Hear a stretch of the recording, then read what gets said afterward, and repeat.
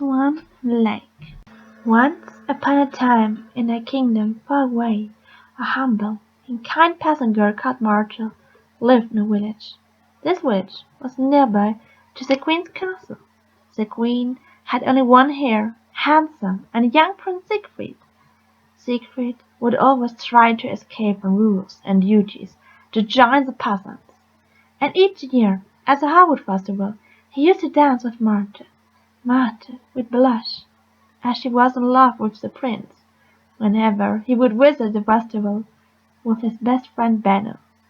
But this time everything would be different. Martha was very excited. It was the prince's 21st birthday, and all the villagers would throw a splendid party for the prince. Her father had also prepared a special birthday present for Siegfried, a crossbow, because the prince loved to go hunting.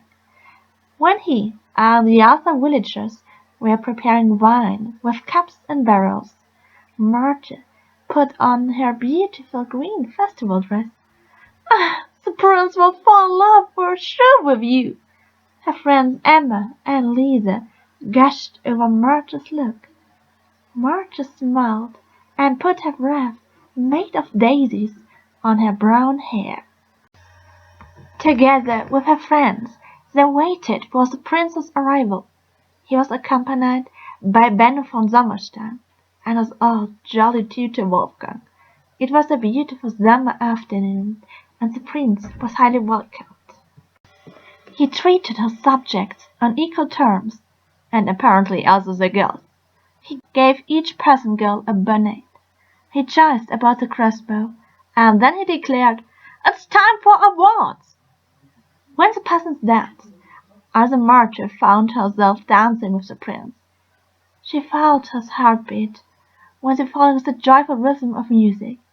Yet, although the prince smiled and smiled, the smile didn't come from the gaze of her eyes, but rather from the garlands and festivities.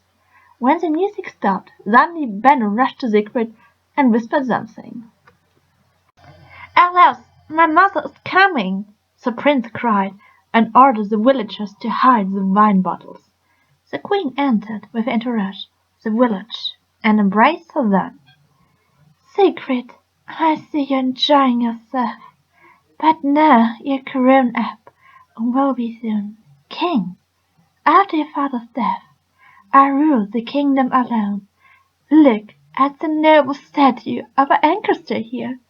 I wish you to be as heroic and knightly, and not just a peasant's merrymaker. It's time to choose a bride and settle down. Tomorrow I will throw a ball with all eligible noblewomen of the kingdom, and the most beautiful princesses from aristocratic monarchies. You have to choose one as your bride," the queen said, and left with her maidens. All girls in the village stood there, listening carefully to this message. The prince stared after his mother. Then he laughed and said, "Let's celebrate my last day in freedom! Why did the music stop?" While Benno was surrounded by Emma and Lisa, Martha was asked to dance by Siegfried again. His blue eyes were sorrowful, and he didn't say anything. "What a beautiful day!" Martha started the conversation. "It is indeed. I love to be here. It's so much better than being caged in the palace," the prince said. "But isn't lonely with a girl you love," Martha said. "My heart is like a bird. It's free and doesn't know love yet. I don't want to marry by now," the prince said, and Martha was upset. Siegfried had admitted that he didn't feel anything for her. Suddenly they were stopped by loud laughter. Wolfgang had drank too much and tried to dance with Lisa and Emma. When he was finally staggering and falling down, the prince rushed to the rescue. Anyway, the party was over. The prince called Benno and his friends. "Let's go for a hunt. I want to make use of my crossbow and celebrate the last day in freedom." "But you'd rather prepare for tomorrow." Benno hesitated. "No way." The prince brushed through his blonde hair. "Look at those beautiful swans in the evening sky." Together with Benno and them other hunters, the prince went to the horses and set off for hunt. Martha stayed behind, together with her father, who said, "Do not desire too much, daughter, and always remember that a noble heart doesn't need a crown.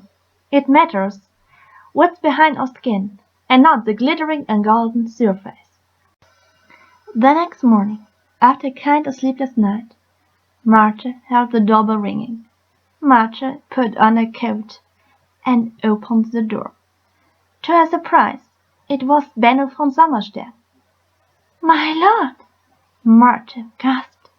He bowed and asked to talk with her. She led him to the kitchen table. "I have to tell you about the hunt last night. The prince and me were following the swans in the forest and found them at a lake, at an eerie ruin, like a chapel. Suddenly a swan with a crown appeared and changed into a beautiful woman with a white dress and this crown. She asked us when we were hunting here, and she told us that she was indeed the swan." "Impossible!" exclaimed Martha. But Benno laughed and narrated. "The prince did say the same, but the girl told him that it was actually a good fairy. Her mother had been also a good fairy and married a knight against the will of her father. The knight did destroy his wife and remarried a witch. This stepmother is not threatening a daughter. That's the Swan Princess, in the disguise of an owl, and only a vow of true love would release a daughter from the stepmother's clutches. But then she is protected by the crown and allowed by her grandfather to fly in swan shape, together with her friends. This grandfather did weep so many tears that this lake was created." "That's complicated. This maiden is in swan shape, and only the prince's pledge of love could rescue her." Martha summed up. "Exactly. Then other swan maidens came out of the chapel and started dancing. I found myself dragged by 2 swan maidens, and other 4 cygnets were dancing at the lake." "Lovely." "No, it isn't. The prince declared his love for our daughter." "Indeed, not lovely." "But she didn't believe him and laughed at him. He invited her to the ball tomorrow night, but she told him that he had to pass a test and had to fear the stepmother's magic. And that's the problem. The simple ball tomorrow could be crushed by some magical beings. I did see indeed a big, gloomy, howling owl flying across the Swan Lake. I'm really afraid that there will be magic used and our kingdom could be threatened." "And what's now the point?" asked Martha, who wasn't pleased that the prince would have found love in a swan. She felt very jealous, although she would never want to harm anyone. "Please come and save the kingdom. Better he'll marry you than any swan, and the kingdom is safe. Go to the ball and persuade the prince he's better with a real woman." "I'm not invited. I have no dress, and nobody to introduce me." "Don't worry. I will order the queen's tailor to make a stunning green dress for you, and I will introduce you as the daughter of the ambassador of Naples. You don't have to do anything bad. Just dance, enjoy yourself, and show your beauty." "You think I'm beautiful?" Martha whispered. "I did say so. Let's go," insisted Benno, and pretended to have to hurry now.